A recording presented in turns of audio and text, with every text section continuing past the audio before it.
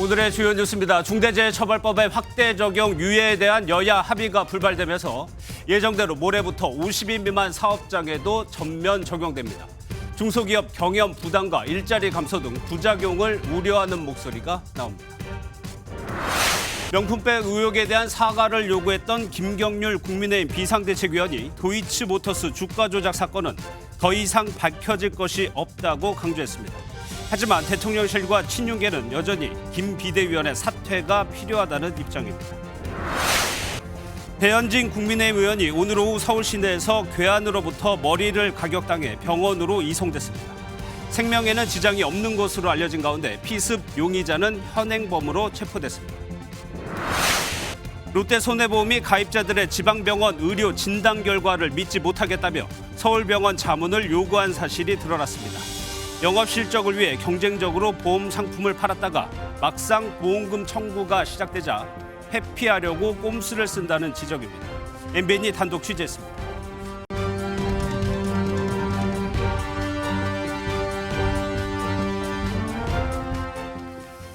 네, 여러분 안녕하십니까? 오늘과 내일은 저와 정하영 앵커가 진행하도록 하겠습니다. 50인 미만 사업장에 대한 중대재해처벌법 유예를 놓고 여야가 협상을 벌였지만 결국 무산됐습니다. 당장 모레부터 5명에서 49명의 중소사업장에도 일터에서 중대재해가 발생하면 사업주는 처벌을 받게 됩니다. 저희 취재진이 이 법이 적용되는 식당을 둘러보니까 설마 했던 기대감이 충격으로 변했다는 반응이었습니다. 첫 소식은 이상엽 기자가 보도합니다. 중대재해처벌법 적용까지 이틀이 남은 가운데 찾은 한 동네 식당입니다.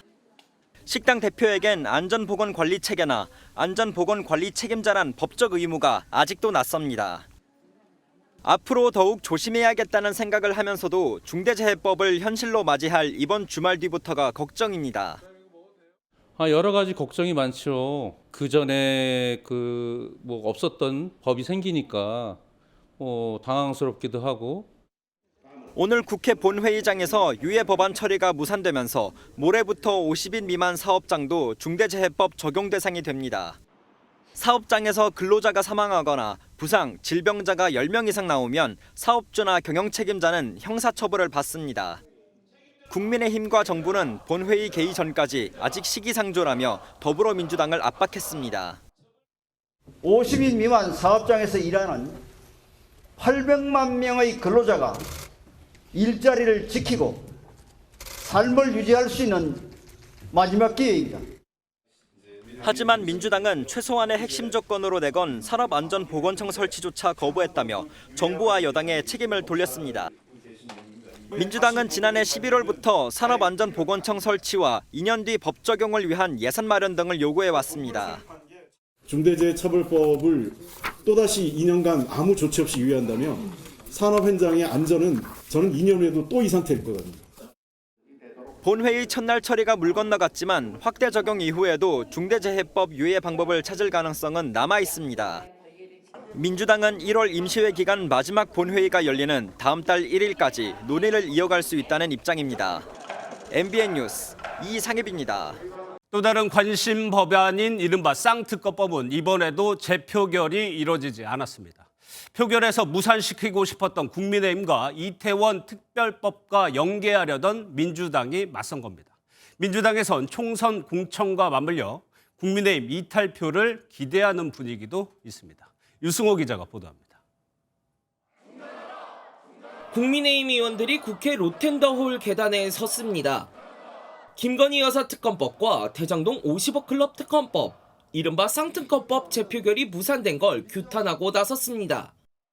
근한정이 핑계 말고 표결 지연 각성하라! 각성하라! 각성하라! 각성하라! 윤재욱 국민의힘 원내대표는 민주당이 총선용 악법인 쌍특검법을 정략적으로 이용한다고 주장했습니다. 자신들이 패스트트랙으로 지정했던 쌍특검법의 표결을 하지 않았습니다. 선거용으로 악용하겠다는 국민 기만 행위를 언제까지 지켜봐야 하는 것입니까? 실제로 민주당은 재표결을 서두르지 않는 분위기입니다. 이태원 참사 특별법에 대한 윤석열 대통령의 거부권 행사 여부를 보고 함께 대응하겠다는 방침입니다. 아직까지 거부권은 하진 않았지만 시사하는 발언들이 있었습니다. 그래서 많은 국민들께서 거부권 행사하면 안 된다라는 여론이. 국민의힘과 대통령실 사이에서 분열의 목소리가 나오는 가운데 총선 공천까지 본격화할 경우 국민의힘에서 김건희 특검법 찬성표가 나올 수 있다는 기대도 반영됐다는 분석입니다. 거부권이 행사된 법안이 국회에서 재의결되려면 최대 199표가 필요합니다.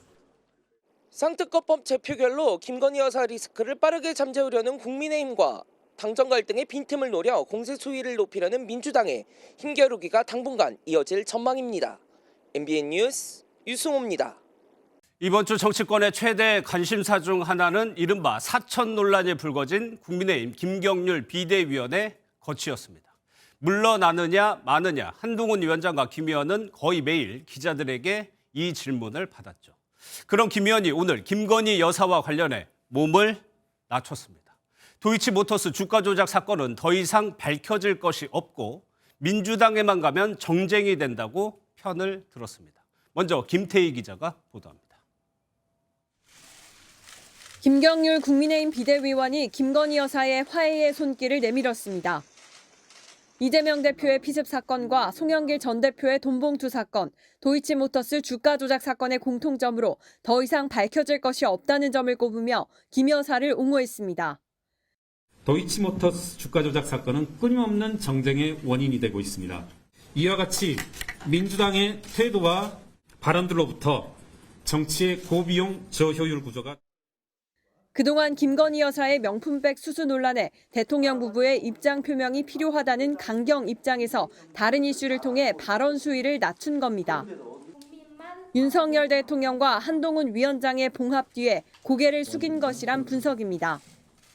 김경률 위원은 회의에서 독일 철학자 쇼펜하우어를 인용하며 책을 읽으면서 가장 인상 깊은 두 글자는 명랑이라며 항상 명랑하게 살고 싶은 욕심이 있다고 말했습니다. 이 발언은 몸을 낮춘 김 위원이 친윤 의원들의 사퇴 압박에도 개의치 않겠다는 뜻으로 풀이됩니다. MBN 뉴스 김태희입니다. 하지만 대통령실과 친윤계는 이 정도로는 안 되는 것 같습니다. MBN 취재진이 친윤 핵심 의원에게 분위기를 들어보니까 김 비대위원 본인이 스스로 물러나거나 출마를 접어야 한다는 기류가 강했습니다. 이어서 김도영 기자가 취재했습니다. 김경률 비상대책위원이 일부 보수 유튜버들의 항의를 받으며 곧바로 택시에 올라탑니다. 표면적으론 대통령실과 한동훈 비상대책위원장의 갈등이 봉합됐지만 여지는 여전합니다. 친윤계는 김 비대위원이 사퇴해야만 갈등이 완전히 봉합될 수 있다고 보고 있습니다. 친윤계 핵심 관계자는 MBN과의 통화에서 공은 김경률 비대위원에게 넘어갔다며 본인이 결자 해지해야 한다고 밝혔습니다. 대통령실과 가교 역할을 해왔던 이용 의원도 본인이 판단할 것이라며 사퇴를 압박하는 듯한 발언을 이어갔습니다. 한동훈 위원장은 사퇴를 검토한 바 없다며 선을 그었습니다. 출마하는 비대위원은 직을 내려놓는다라는 얘기가 있던데 어떻게 생각하세요? 그런 검토를 해본 적이 없습니다. 김 의원이 대통령실을 향한 사실상 사과의 제스처를 취한 것도 결국 비대위원직을 유지하겠다는 의지로도 읽히고 있습니다. 일각에선 김경률 비상대책위원이 공천 신청이 시작되는 오는 29일을 전후로 비대위원직을 내려놓으며 갈등 봉합을 마무리 지을 것이란 예측도 나오고 있습니다. MBN 뉴스 김도영입니다. 당정 갈등의 다른 한 축인 김건희 여사의 명품백 논란과 관련해 윤석열 대통령이 국민에게 직접 설명하는 방안이 검토되고 있습니다. 이를 간담회 자리에서 할지 특정 언론사와의 대담에서 할지 방식을 두고는 아직 결정되지 않은 것 같습니다. 이기종 기자입니다. 경기 의정부의 전통시장을 찾은 윤석열 대통령. 지난 22일 감기 기운으로 민생토론회에 불참한 지 사흘 만에 현장 행보를 재개했습니다. 명절도 앞두고 있어서 좀 떡이 좀 많이 팔립니까? 지금 좀 사야 돼요. 그랬는데 제가 좀 사야 되겠군요. 네. 대통령실은 대국민 소통이라고 자평한 민생토론회 외에 윤 대통령이 현안에 대해 직접 입장을 밝히는 방안을 검토하고 있습니다. 김건희 여사 명품백 수수 논란이 불거진 경위를 설명하고 국민의 이해를 구해야 할 시점이라는 판단입니다. 총선을 앞두고 악화하는 여론이 부담인 국민의힘에서는 기대감이 읽힙니다. 대통령실에서 하시는 거를 기대하면서 저희도 지켜보고 있는 수밖에. 그리고 그에 대한 평가와 판단은 국민들이 하실 거라고.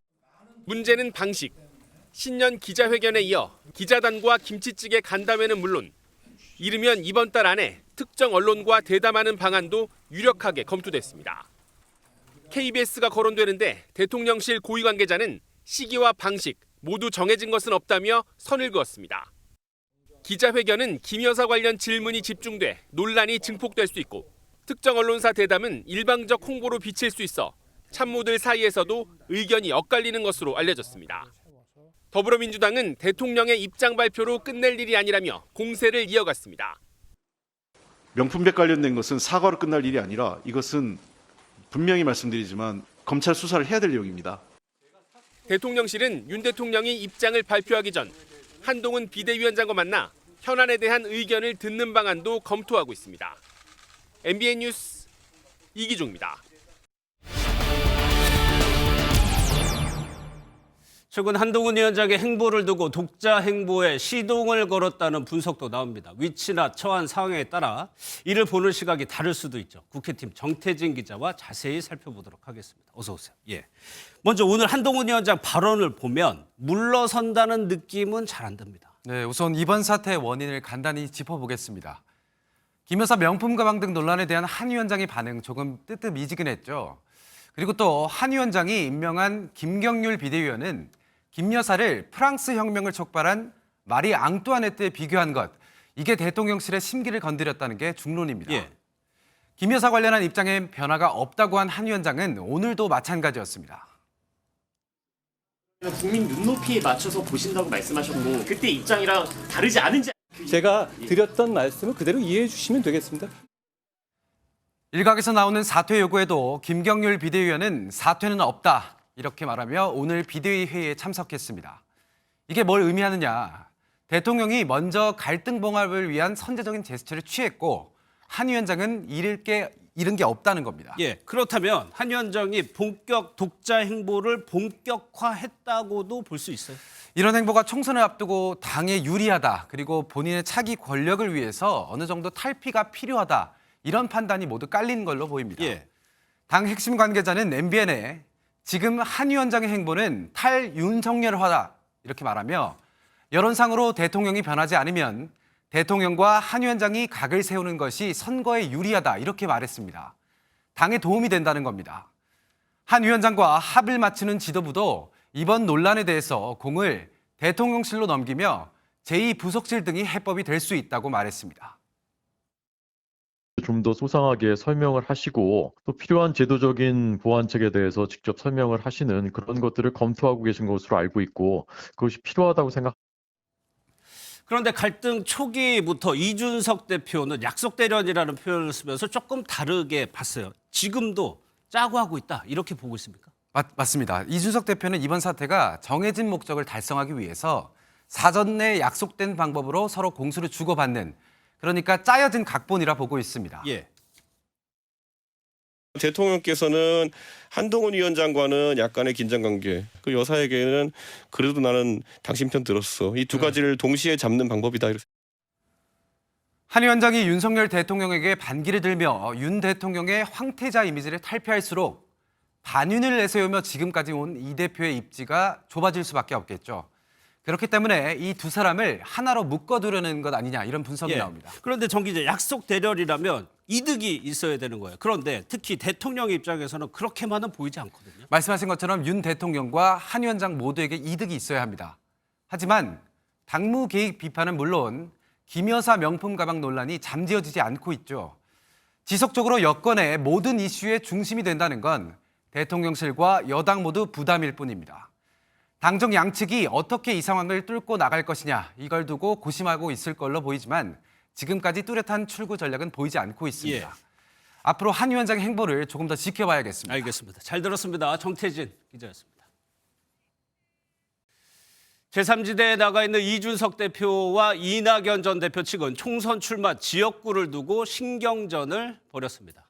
이 대표는 이낙연 전 대표에게 이미 인천 계양을로 출마해야 한다고 말한 바 있죠. 이번에는 이낙연 전 대표 측에서 이 대표에게 안철수 의원과 붙으라고 발끈했습니다. 이병주 기자가 보도합니다. 경북도당 창당 행사에 나선 이낙연 전 더불어민주당 대표. 양당제의 새로운 대안이 되겠다는 포부와 함께 현실적인 어려움도 나타냈습니다. 우리의 길도 아직은 잘 보이지 않습니다.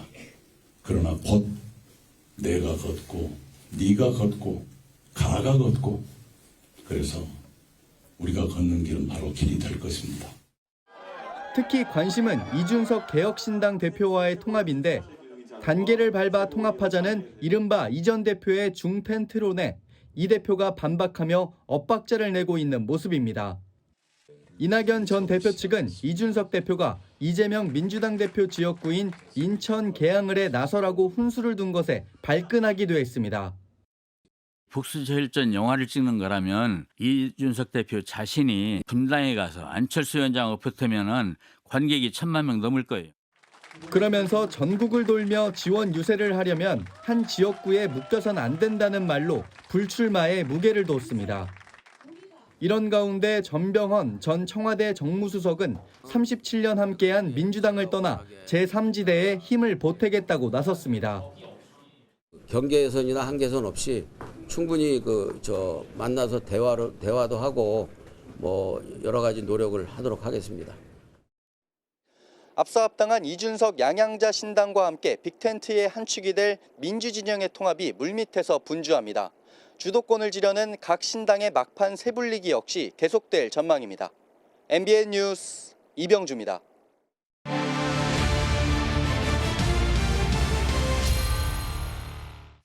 MBN의 4.10 격전지 속으로 오늘은 서울 송파병입니다. 이곳은 보수의 텃밭으로 불리는 강남 3구에 들어가지만 유독 진보세가 강한 지역입니다. 그래서 중립지대라고도 불리죠. 이번에는 어떨까요? 유호정 기자가 직접 들어봤습니다. 이 송파구는 보수세가 강한 강남 3구에 속하지만 이곳 송파병만큼은 진보층이 두터워 정당 쏠림 현상이 두드러지지 않는 곳입니다. 역대 5번의 총선 중 4번을 민주당이 승리했지만 지난 대선과 지선에선 보수정당 후보를 선택한 유권자가 더 많았습니다. 후보 경쟁력이나 선거 구도에 따라 이 승부가 바뀔 수 있는 경합 지역인 셈입니다. 거여 마천동 일대 재개발로 젊은 세대가 늘면서 진보층이 두터워진 가운데 가락, 문정, 오금동 대단지 중심의 보수세도 만만치 않습니다. 위례 신사선 착공이나 재개발, 재건축 등 개발 현안들은 여권의 호재일 수 있다는 분석입니다. 강남이나 소초보다는 송파가 조금 뒤쳐져 있지 않나. 예산 부족이라든지 다른 거에 좀 밀린다든지 그런 게 있지 않을까요? 약속은 꼭 제때에 지켜주는. 하지만 지역 내 친민주당 정서가 뿌리 깊은 데다 오랜 기간 기반을 다져온 현역 의원에 대한 지지도 확인됩니다. 이러가 좋은데 너무 편하면 안 돼. 우리 고용마도 많이 나아졌지. 예부에서 오면 안 돼. 여기 있는 사람, 여기 사는 사람. 윤석열 정부 견제냐 지지냐를 두고도 맞붙을 전망입니다. 윤석열 정부가 어떤 민생 챙기기보다는 검사 독재 정권 같은 그런 상황이다 보니까 거기에 대한 어떤 불안감 또 그런 폭정에 대한 어떤 반감이 굉장히 강한 것을 제가 느낄 수가 있었습니다. 3선을 한 남인순 의원이 집권 여당의 의원 시절에도 약속한 공약들, 유례 신사선, 유신선 착공조차 못하고 있는 현실 등을 감안하면 그래서 대통령에 힘을 실어주고 바꿔야 한다.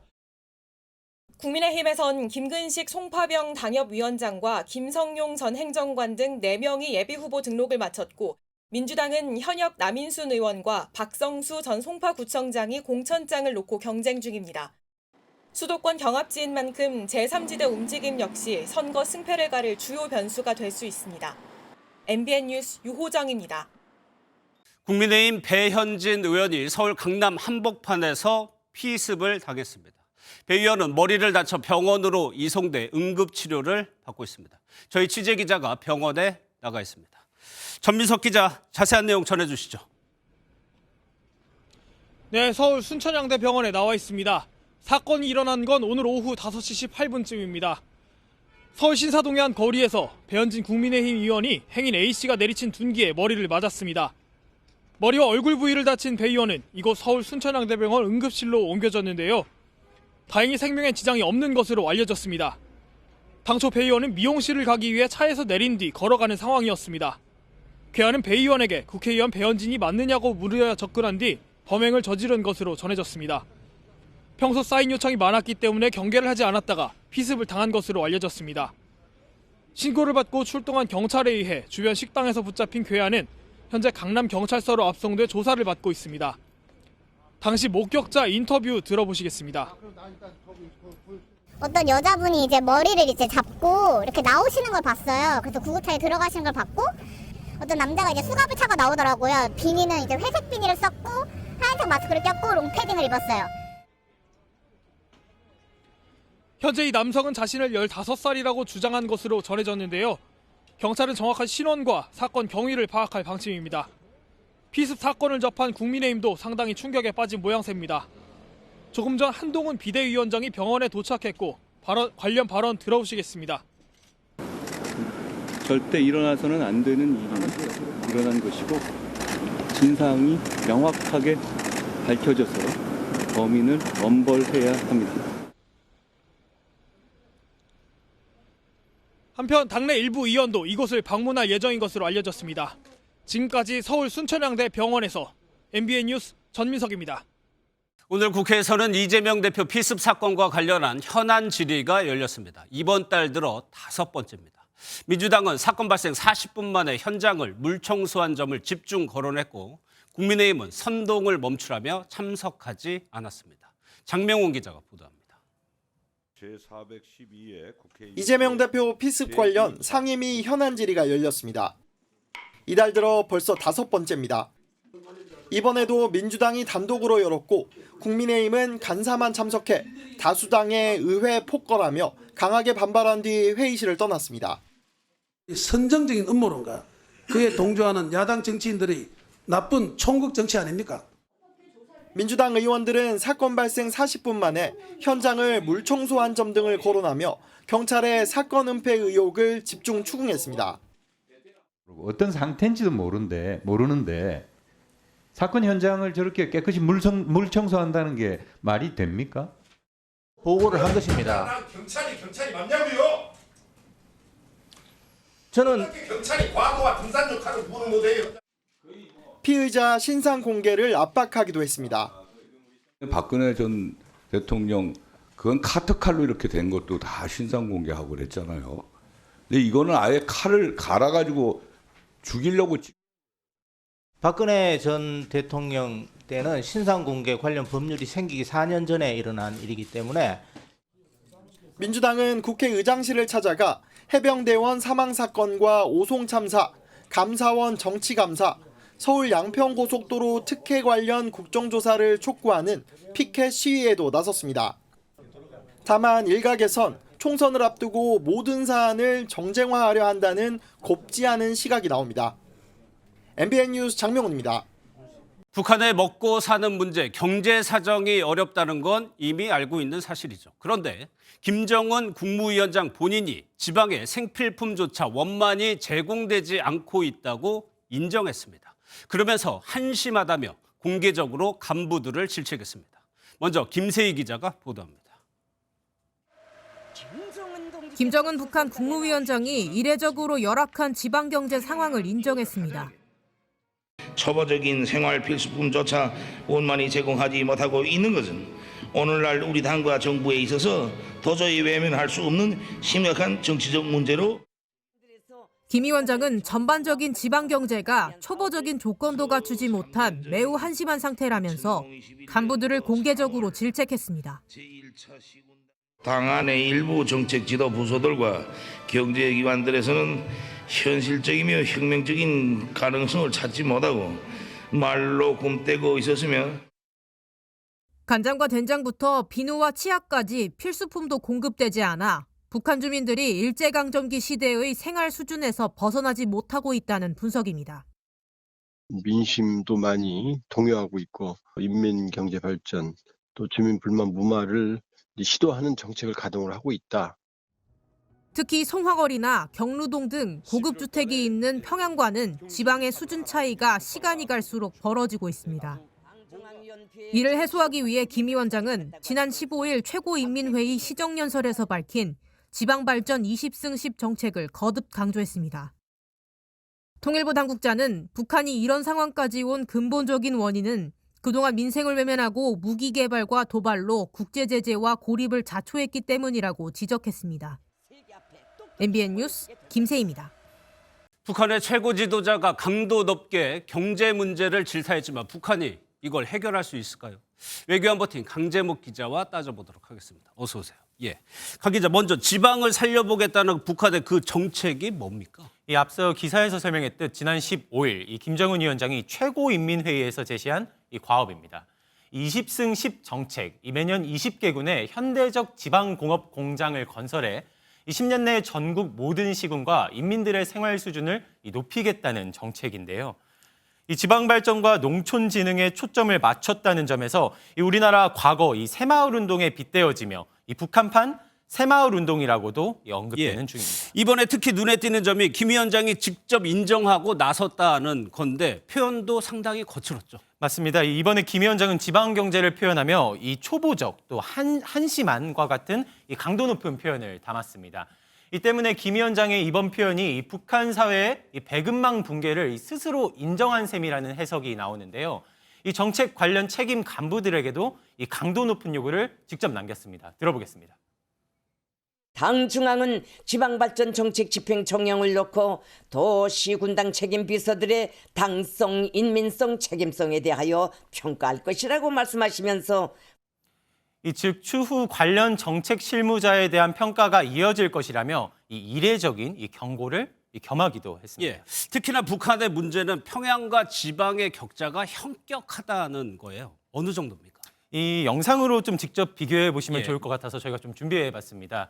지금 이제 보시는 이 장면이 이 평양 도심을 이 드론으로 촬영한 영상인데요. 이 초고층으로 이뤄진 건물들이 빽빽하게 나열한 모습입니다. 이 소위 북한 특권층 거주 지역으로 알려진 구역인데 이 밤에는 북한이 전력난에 시달리고 있음을 무색해할 만큼 이 환한 모습이 확인되기도 합니다. 예. 하지만 지방은 이 한국의 수십 년 전 시골 모습만도 못한 수준이 어렵지 않게 확인된 건데요. 요즘 같은 이 강추위에는 이 땔감조차 구하기 어렵다고도 전해지고 있습니다. 북한은 그동안 이 평양을 혁명의 수도로 강조하며 이 평양 주택이나 건물을 짓는데 이 지방의 인적, 물적 자원을 동원해온 바 있습니다. 예, 그런데 최고 지도자가 경로했다고 해서 이 문제가 그렇게 쉽게 풀릴 문제는 아닌 것 같거든요. 맞습니다. 연일 이어지는 이 미사일 도발에서 알 수 있듯 이 북한은 이 국가 예산 대부분을 이 국방력에 집중하는 국가입니다. 이 지리적으로는 평양, 이 정책적으로는 이 국방력에 총력을 쏟는 특성상 이 20승 10 정책은 이 실질적으로 효과를 내기가 어렵다는 평가입니다. 정치적 의도를 깔고 있다고 봐야겠죠. 도시와 지방의 격차는 사회주의의 구조적 문제입니다. 사실상 도시가 지방을 희생시켜서 공업이나 도시가 번성하는 즉 이 같은 지방 정책 띄우기에는 이 최악으로 치닫고 있는 경제 상황에 이 지방 민심을 달래기 위한 이 정치적 의도가 다분히 담겨 있다는 설명입니다. 알겠습니다. 잘 들었습니다. 강재목 기자였습니다. 보신 것처럼 배급 체제가 붕괴되고 식량난이 심각하지만 북한은 어제도 미사일을 발사했죠. 북한은 이 신형 순항 미사일에 불화살이라는 이름을 붙였습니다. 전문가들은 사거리를 대폭 줄인 대남 타격용이라고 분석했습니다. 권영봉 기자입니다. 북한이 개발 중이라며 공개한 신형 전략 순항미사일 불화살 3-32령입니다. 북한이 순항미사일에 화살 대신 불화살 명칭을 사용한 건 이번이 처음입니다.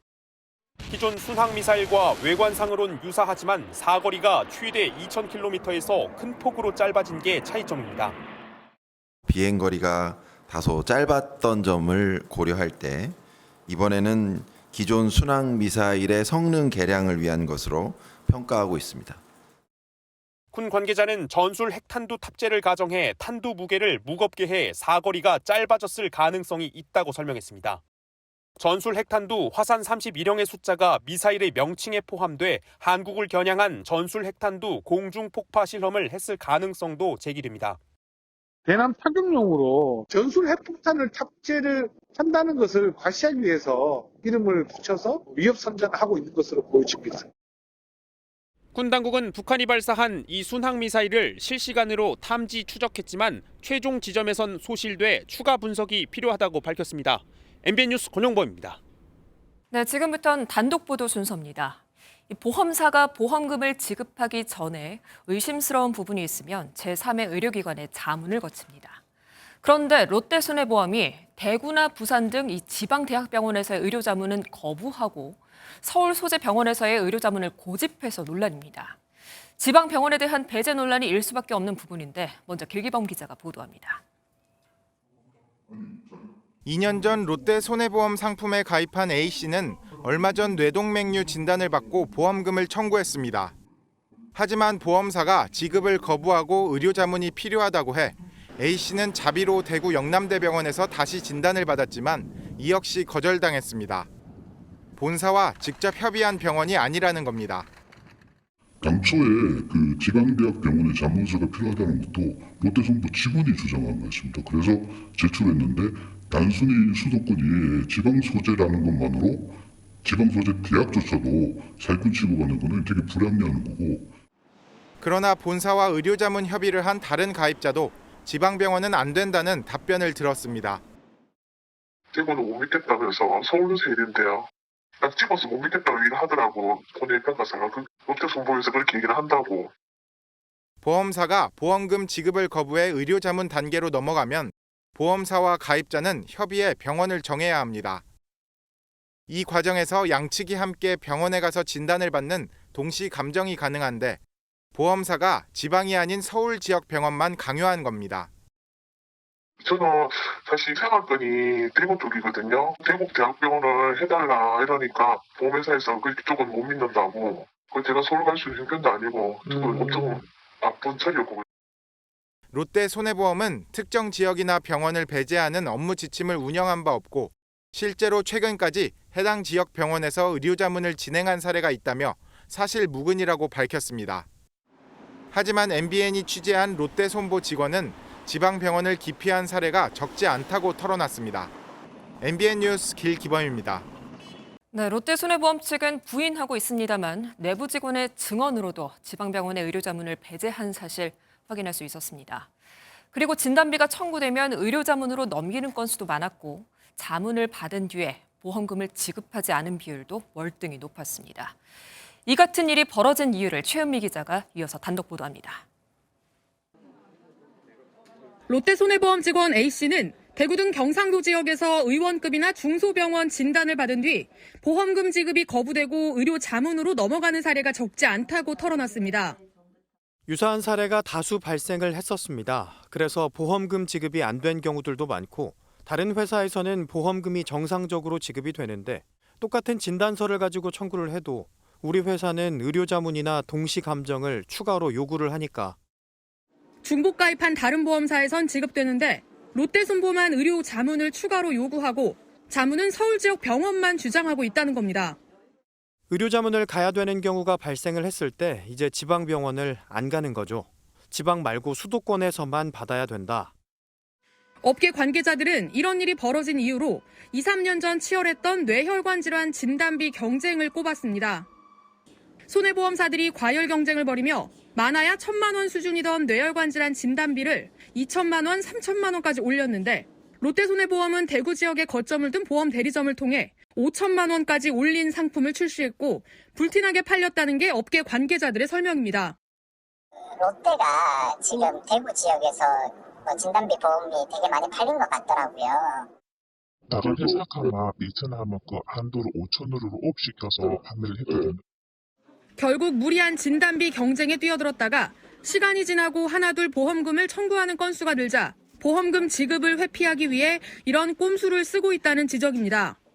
실제로 업계 9위 수준인 롯데손해보험의 의료 자문 실시율은 0.11%로 5대 보험사 평균 0.08%보다 월등히 높았습니다. 의료 자문 후 보험금 지급을 거부하는 부지급률도 5대 보험사 평균은 7.36%였지만 롯데손보는 11.86%로 높았습니다. 그러니까 자문을 받는 건 저는 아니라고 봐요. 사실은 약관대로 해야죠. 직접 대면한 의사가 진단을 해준 게 제일 효력이 있는 거잖아요. 롯데손보는 가입자들에게 서울 병원만 된다고 말한 손해사정사는 용역을 맡긴 외부 업체 직원으로 본사에서 그런 방침을 내린 적은 없다고 설명했습니다. MBN 뉴스 최은미입니다. 경복궁 스프레이 낙서 테러 이후에 공공시설물에 대한 모방 범죄가 이어지고 있습니다. 이번에는 서울올림픽공원 시설과 조형물에 빨간색 스프레이로 칠한 낙서들이 발견됐습니다. 최민성 기자입니다. 빨간색 스프레이로 돼지, SOS 등 문구가 난잡하게 그려져 있습니다. 벽면과 바닥, 계단 등 곳곳에 있는 낙서는 현재 하얀색 가림막으로 덮어졌습니다. 어젯밤 11시쯤 서울 송파구 올림픽공원에서 경비원이 순찰 도중 낙서를 발견하고 경찰에 신고했습니다. 낙서가 있어도 되나? 이런 생각도 들었고 조금 안타깝다고 생각이 들었습니다. 처벌이 됐으면 좋겠다고 생각합니다. 이 조형물에도 뿌려진 스프레이 낙서는 공원 내 수변 무대에서 10여 개나 더 발견됐는데요. 반경 30m 내에 몰려있는 것으로 나타났습니다. 공원 측은 낙서를 지우기 위해 500만 원의 비용이 들 것이라고 밝혔습니다. 문제는 물스팀 등으로 작업을 하는데 영상 기온에서만 가능해 요즘처럼 영하의 날씨를 오가는 상황에선 복원이 늦어질 가능성도 있습니다. 경찰은 주변 CCTV 분석을 통해 용의자의 신병을 확보해 현재 범행 동기 등을 수사 중입니다. 한편 울산 대왕암공원 귀암괴석에 바다남이라고 낙서한 60대 여성 A씨가 불구속 입건됐습니다. 바위 근처에서 속옷과 손거울 등이 든 박스가 발견됐는데 A씨는 애군을 막기 위해 낙서했다고 진술한 것으로 알려졌습니다. A씨는 경범죄 처벌법상 자연훼손 혐의로 검찰에 넘겨질 예정입니다. MBN 뉴스 최민성입니다. 네, 이번에는 훈훈한 소식 하나 전해드릴까 합니다.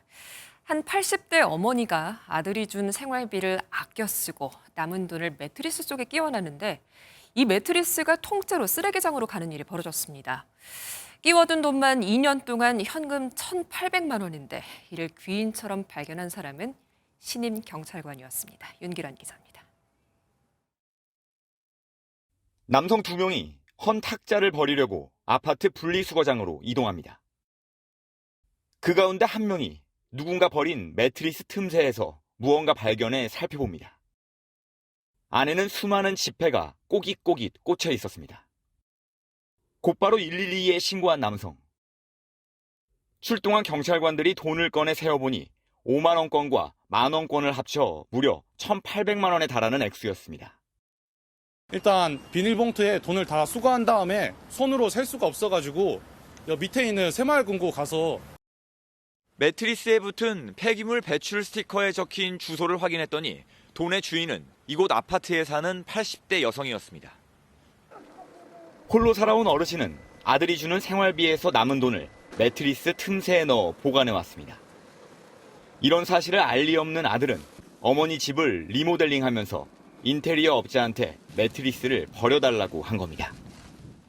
돈이 든 매트리스를 발견해 재빨리 신고한 남성은 비번이었던 신임 경찰관으로 확인됐습니다. 주요인 분께 이제 돌아가서 정말 다행이다. 이제 경찰관으로서 이제 뭐가 나도 뭐를 했다는 그런 마음에 너무 감사하고 기분 좋은 하루였습니다. 큰 돈을 잃을 뻔한 어르신은 자녀와 함께 돈을 찾아준 파출소를 찾아 감사 인사를 전했습니다. MBN 뉴스 윤기란입니다. 흉악범이 잡혔을 때 언론에 공개되는 증명사진과 실제 모습이 달라서 그동안 논란이 되어 왔죠. 올해부터는 흉악범의 실제 모습을 강제로 공개하는 일명 머그샷 공개법이 시행됩니다. 이를 두고서 가해자의 인권 침해다, 아니다, 국민의 알 권리다 논쟁이 여전한 상황입니다. 이시열 기자입니다. 온 국민을 충격으로 빠뜨렸던 서현역 흉기 난동 사건의 범인 최원종. 최 씨는 머그샷에 동의하지 않아 과거 사진이 공개됐고 범행 당시의 모습과는 매우 달랐습니다. 나쁜 생각을 가지고 있는 사람들한테는 강력한 메시지를 줘야 된다. 그래서 제가 이번에는 강력하게 처벌해야 된다. 신당역 영무원 살인 사건의 범인 전주환도 부산에서 또래를 살해한 정유정도 모두 과거 사진이 공개됐지만 실제와 다르다는 여론의 비판을 받았습니다.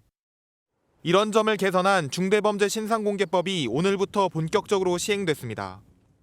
이제는 대상자의 동의가 없어도 신상공개 결정 시점 기준 30일 이내 촬영된 사진을 공개할 수 있습니다. 살인과 성폭력 등으로 한정됐던 공개 대상도 마약과 아동 성범죄 등으로 확대됐습니다. 재판으로 넘어간 피고인의 신상 정보도 공개가 가능해졌습니다. 부산 돌려차기 사건처럼 하급심에서 신상 정보 공개 명령이 내려왔지만 피고인의 불복으로 형이 확정될 때까지 지연됐던 경우가 있었기 때문입니다.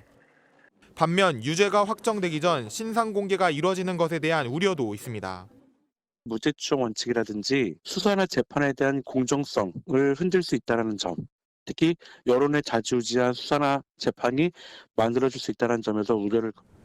중대범죄 신상공개법이 시행되어도 가해자의 인권과 국민의 알 권리 사이에서 찬반 논쟁은 계속될 것으로 보입니다. MBN 뉴스 이시열입니다. 며칠 전 220곳이 넘는 상점을 화마로 삼킨 충남 서천 특화시장의 화재, 전기 불꽃에서 시작된 것으로 추정되고 있습니다. 이 불꽃을 누전 차단기가 감지하고 즉각 전기를 차단했으면 되는데 그렇지 못했죠. 그 이유가 무엇인지 저희가 직접 실험을 해봤습니다. 정치훈 기자입니다. 상점에서 상점으로 시뻘건 불길이 번집니다. 2016년 대구 서문시장의 불이 나 상점 679개가 불에 탔습니다. 4개월 뒤 수도권에서 가장 큰 인천 소래포구 어시장에서도 큰 불이 났습니다. 모두 전기합선 등으로 인한 불꽃이 화재 원인으로 지목됐습니다. 전선이 이렇게 막 너저분하니까 합선 염려가 있죠. 충남 서천 특화시장 화재 역시 전기 불꽃에 의해 불이 시작된 것으로 추정됩니다. 실제한 상점 안에서 불꽃이 튀며 큰 불로 번졌습니다. 누전 차단기가 있었지만 무용지물이었습니다. 이유가 뭔지 알아봤습니다. 전선에 접촉 불량이 발생했다는 가정하에 실험을 해보겠습니다. 전원을 켜자 불꽃이 발생하고 연기가 올라옵니다. 하지만 누전 차단기는 작동하지 않습니다. 잠시 후 불꽃이 주변에 옮겨 붙으면서 불이 나기 시작합니다. 누전 차단기가 전기 불꽃은 감지하지 못하는 겁니다. 누전 차단기는 전류가 많이 흐르거나 인체에 감전이 됐을 때만 차단할 수 있습니다. 반면 아크 차단기는 불꽃이 튀자 곧바로 전기가 차단됩니다. 미국은 불꽃을 감지하는 아크 차단기를 2002년부터 의무화하고 있지만 우리나라는 아직 규정이 없습니다. 최근 5년간 전통시장에서 발생한 화재는 290건. 이 가운데 절반가량이 정기적 요인이 원인이었습니다. MBN 뉴스 정춘우입니다. 경기도 양주에서 서울을 통과해 수원까지 이어지는 GTX C 노선이 오늘부터 공사에 들어갔습니다. 완공되면 수도권과 서울 출퇴근이 30분대로 가능해집니다. 새로운 GTX 노선인 D, E, F 노선도 공개됐습니다. 먼저 최윤영 기자가 보도합니다. 경기도 의정부시를 지나는 수도권 광역급행철도 GTX C 노선이 첫 삽을 떴습니다. C 노선은 경기 양주시에서 서울 청량리, 삼성역을 지나 수원까지 이어지는 14개 정거장이 있는 노선입니다. 2028년 개통이 목표로 수도권에서 서울 도심까지 출퇴근 시간은 30분대로 줄어들 전망입니다.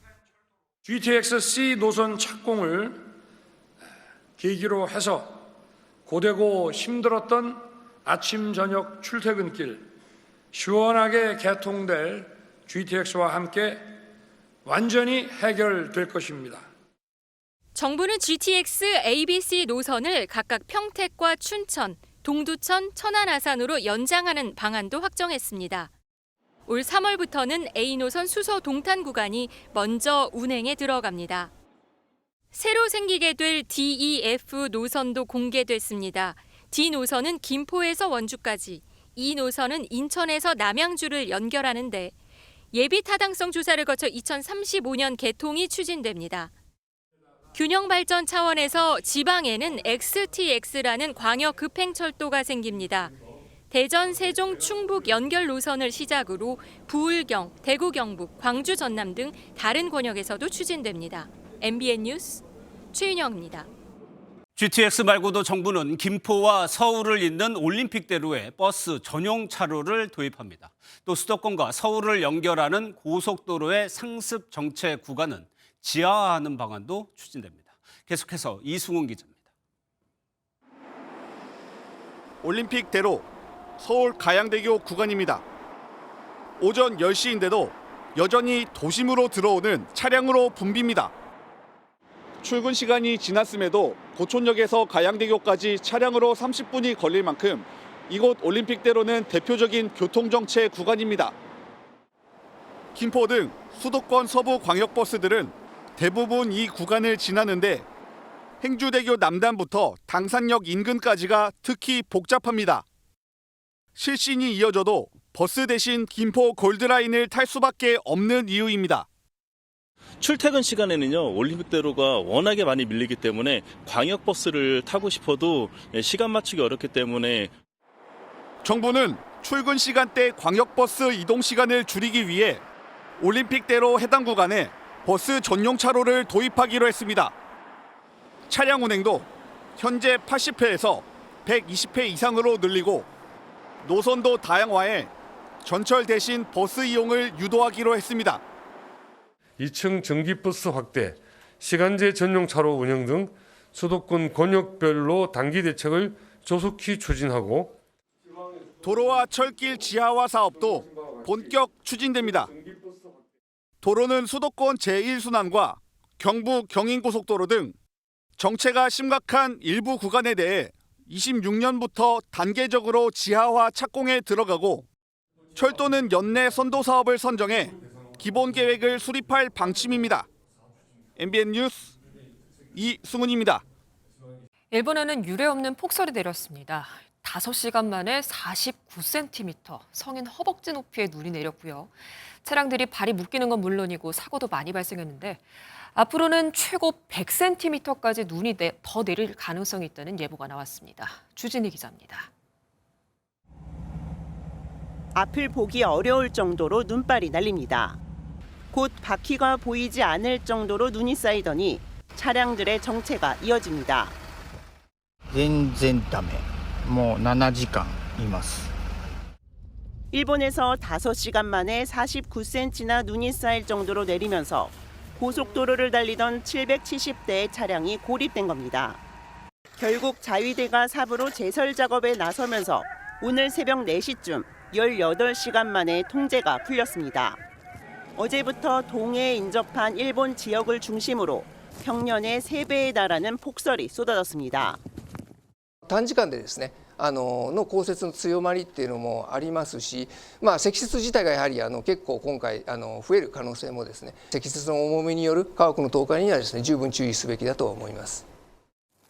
홋카이도에선 눈을 치우던 80대가 제설 차량에 치여 숨지고 후쿠오카에선 눈길에 미끄러진 트레일러에 치여 남성이 숨지기도 했습니다. 사람 허벅지까지 푹푹 꺼지고 인도는 사람 키만큼 눈이 쌓이자 도로와 기차는 운행이 통제되거나 연기됐습니다.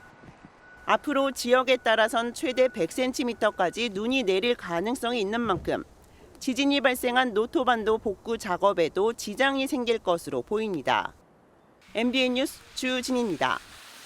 네, 그리고 중국에선 참사가 발생했습니다. 남동부 장시성의 상가 건물에서 불법 공사를 하던 중에 화재가 발생해 39명이 사망하는 일이 벌어졌는데요. 연초부터 지진, 산사태, 그리고 대형 사고까지 겪고 있는 중국입니다. 베이징에서 윤석정 특파원입니다. 시꺼먼 연기로 가득 찬 건물에서 사람들이 다급하게 뛰어내립니다. 어제 오후 3시쯤 장시성 신위시의 한 상가 건물에서 화재가 나 39명이 죽고 9명이 다쳤습니다. 截至目前，事故已造成39人死亡，9人受伤，仍有人员被困。 지하 1층에서 규정을 위반하고 불을 사용해 공사하다 화재가 발생했습니다. 중국에선 새해 초부터 대형 사건 사고가 끊이지 않고 있습니다. 지난 22일 중국 남서부 윈난성에서 발생한 대규모 산사태로 현재까지 34명이 사망했습니다. 10명은 여전히 매몰돼 실종 상태라 사망자 수는 더 늘어날 것으로 보입니다. 塌方量比较大，埋压深度呢比较深，难于挖掘，难以这个搜救和定位。 이튿날인 23일엔 신장 위구르 자치구에서 규모 7.1의 강진이 발생해 3명이 숨지고 가옥 120여 채가 파손됐습니다. 초강력 지진임에도 진앙 주변이 평균 해발 3,000m에 인구가 극히 적은 산악지대여서 그나마 인명피해가 적었습니다. 잇따른 대형 사건 사고에 민심 악화를 우려한 시진핑 주석은 서둘러 사고를 수습하고 책임을 엄정히 추궁하라고 지시했습니다. 베이징에서 MBN 뉴스 윤석정입니다.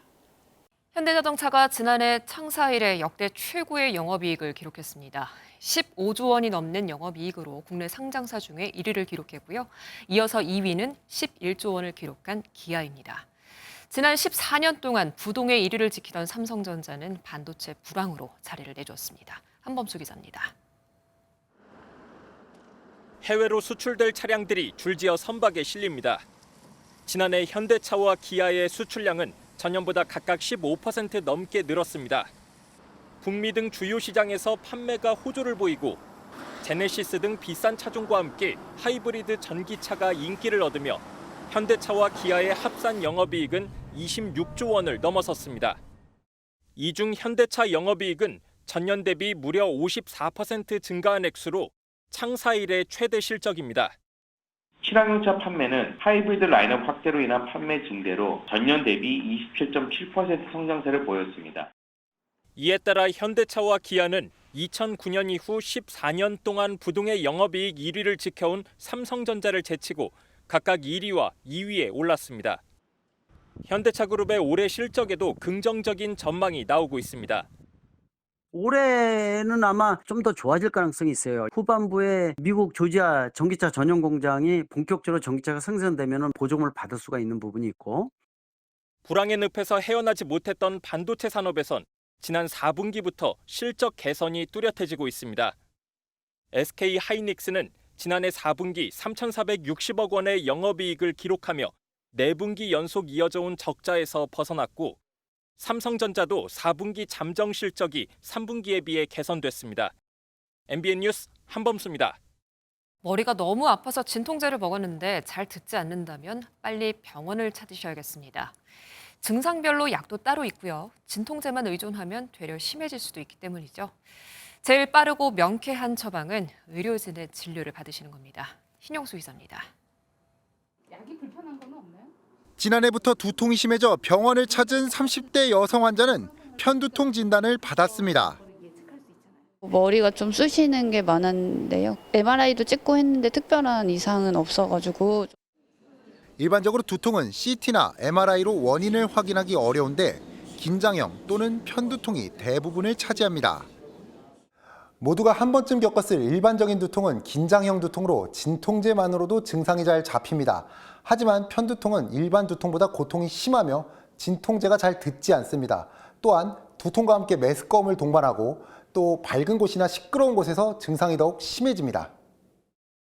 병원까지 찾는 환자는 보통 편두통 환자인데 우리나라에선 약 6%가 앓고 있으며 여성이 남성보다 많이 겪습니다. 다만 편두통이라고 해서 꼭 한쪽 머리만 아픈 건 아닙니다. 한 60% 정도 됩니다. 나머지 40%는 양쪽이 아픈 사람들이거든요. 치료법도 다른데 진통제와 함께 트립탄 계열 치료제를 써야 합니다. 또한 통증이 한 달에 8번 이상 발생하면 약물과 주사 등 예방적 치료도 필요합니다. 아프다고 해서 진통제만 너무 자주 먹는 건 오히려 화를 부릅니다. 내성이 생기는 것도 문제고, 그다음에 자기가 가지고 있는 원래 자기의 두통이 악화되는 것도 문제이기 때문에 평소 유발 요인을 확인하는 것도 중요한데 요즘 같은 한파도 증상을 키울 수 있습니다. 또 식사나 수면 등 생활 리듬을 규칙적으로 유지해야 합니다. MBN 뉴스 신용수입니다. 요즘 미술에 빠져든 연예인들 소식이 들리는데요. 배우 하지원 씨도 미술 작가로 대중 앞에 섰습니다. 스크린이 아닌 캔버스에 그리는 하지원의 그림 세계 어떤지 함께 만나보시죠. 이상주 기자입니다. 갤러리 앞에 선 작가가 잠시 생각을 하더니 거침없이 무엇인가를 그립니다. 핸드폰 액정 같은 검은 캔버스는 전원이 켜지듯 작가의 붓이 지나자 타인과의 소통 창구가 됩니다. 디지털에서의 인간관계를 표현을 한 주제인데 그 고민들을 계속하면서 뭔가 조금 더 깊은 이야기들을 하고 싶었던 것 같아요. 영화 해운대의 천만 배우, 드라마 속 사랑스러운 캐릭터 길라임이 작가 하지원으로 대중 앞에 섰습니다. 작업을 하고 싶다라는 건 4년 전부터예요. 그때부터 어떠한 다양한 재료들과 다양한 표현들로 마구마구 다 표현을 해봤던 것 같아요. 배우로, 때로는 가수로도 대중 앞에 섰지만 작가로 만나는 경험은 특별했습니다. 첫 개인전 때 어떤 감정이었냐면 제가 처음 느껴보는 감정이었는데 제가 발가벗고 세상 사람들 앞에 나아간 느낌이었어요. 어떤 필터가 아닌 사람들과 제가 직접 만나는 느낌, 되게 날 것 같은 느낌. 스크린 속 하지원이 멀리서 빛나는 별이라면 작가 하지원은 자신의 작품처럼 강렬한 색채와 부드러운 선으로 에너지를 전하고 다가서며 이야기를 건넵니다. 예전에는 늘 뒤에 숨어서 이렇게 다니다가 지금은 제가 이제 오신 분들에게 제가 작품 설명 좀 해드릴까요? 새로운 관계들을 맺고 있고 그런 경험들이 소중한 시간이었고요. 굉장히 재밌었어요. 화려한 조명도 예쁜 드레스도 없지만 붓 하나 들고 씩씩하게 나아갑니다. 저는 좀 그렇게 사는 것 같아요. 뭐 만약에 실패하면 다시 하면 되지. 점점 더 이제 제가 몰입해서 가다 보니까 정말 그냥 우주로 제가 떠나면서 그냥 하게 됐어요. MBN 뉴스 이상주입니다. 국방부가 올해부터 GP와 GOP 등 경계부대 장병들의 시간 외 근무 수당 인정 시간을 한 달에 57시간에서 100시간으로 확대합니다. 이에 따라 출퇴근 없이 24시간 현행작전 임무를 수행하는 초급 간부 등 경계부대 근무자 2만여 명의 수당이 다음 달부터 오를 예정입니다. 김홍일 방송통신위원장은 오늘 열린 방송통신인 신년 인사회에서 최근 방통위가 단통법 폐지 방침을 발표한 것처럼 국민들의 삶에 도움을 주는 정책들을 계속 추진하겠다고 밝혔습니다. 또 불필요한 규제를 정비하고 국내 콘텐츠의 해외 진출을 지원하는 데 힘을 쏟겠다고 강조했습니다. 스포츠 뉴스입니다. 올 시즌을 앞두고 김연경이 이끄는 한국생명이 여자 배구 우승을 차지할 거란 예상이 지배적이었죠. 그런데 어차피 우승은 한국생명, 이른바 어우흥이란 예상을 깨고 현대건설이 단독 1위를 달리고 있습니다. 잘 나가는 현대건설을 이끄는 건 눈빛만 봐도 척척인 두 선수인데요. 박기원 기자가 만나고 왔습니다. 여름이 좋다, 겨울이 좋다. 하나, 둘, 셋. 여름. 구먹, 찍먹. 찍먹. 뭐야? 다 맞았어요. 이렇게 잘 맞을 줄 몰랐어요. 눈빛만 봐도 서로의 마음을 척척 읽어내는 이들은 여자 배구 현대건설 1위 돌풍의 주역 양효진, 김다인 콤비입니다. 통산 공격 득점 5,500점의 레전드 양효진과 분배의 신으로 불리며 4라운드 MVP에 선정된 김다인은 개인 기량도 뛰어나지만 더욱 빛나는 것은 9살 나이 차이를 극복한 팀워크입니다. 말하지 않아도 금방 눈빛으로도 시합장에서도 빨리빨리 이제 서로 원하는 것들을 좀 캐치하게 되는. 사실 후배들보다 좀 언니가 더 편한 것 같다는 느낌이 들 정도로 되게 편안합니다. 그리고 되게 오래 맞추기도 했고 해서. 환상의 호흡으로 절정의 화력을 뿜어내고 있는 두 선수는 합심해서 배구 여제이자 왕언니 김연경을 잡겠다는 포부도 내비쳤습니다. 연경 언니한테 올라가면 포인율이 높으니까 그래도 저희가 막는 걸 또 잘 하니까 열심히 또 막아서 잘 우승을 꼭 해보도록 하겠습니다. 부담감을 느끼기보다는 지금까지 해온 것처럼 한 경기 한 경기 최선을 다해서 마지막에 꼭 오실 수 있도록 노력하겠습니다. 코트 안에서도 밖에서도 찰떡궁합인 두 선수의 우정과 케미가 배구 코트를 뜨겁게 달구고 있습니다. 현대건설 화이팅! MBN 뉴스 박규원입니다. 길었던 한파의 끝이 보이고 있습니다. 내일 아침까지는 막바지 한파가 이어질 텐데요. 서울이 영하 6도 보이면서 춥겠고요. 낮부터 기온이 오르겠습니다. 이번 주말에는 지난 한파만큼의 심한 추위는 없겠습니다. 한편 동해안에 따라서는 건조특보가 내려졌고요. 이 동해안과 경상권 해안으로는 높은 파도가 밀려오겠습니다. 안전사고에 주의하셔야겠습니다. 오늘 밤부터 제주에는 약하게 눈이나 비가 조금 내리겠고요. 내일은 전국 하늘 대체로 맑겠습니다.